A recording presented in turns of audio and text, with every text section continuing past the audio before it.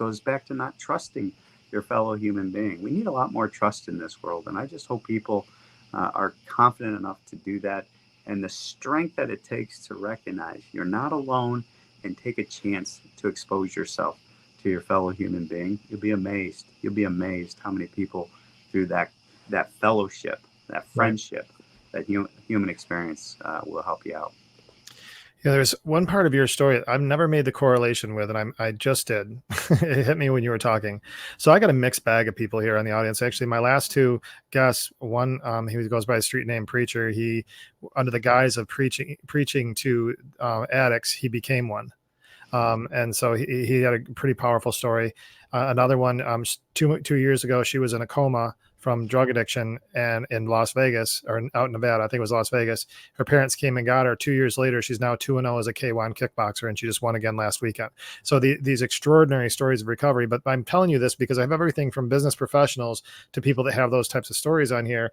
And one thing I think that some people struggle with is their total identity is the street. And for many men, there's a lot of power they had in the street. You're a very powerful individual when you were actively in office, and even now, so with some of the things that you're involved in, you still have a tremendous amount of power. And the street guys in their own right had a lot of power. How do you know, for them and for others that are in professional settings that have these transition in life where you're not in those roles anymore, you know, how did you transition? You know, I know you still are very much involved in a lot of things, but you know, how do you make that transition where you're not the guy in the room that can make anything happen? You know, how do you make that transition to where you still have all the valuable things that made you that great, but now you're in this new stage in life? What advice would you give to others like you, as well as these street guys that they can't be in that life anymore? I will tell you, it's something I still struggle with.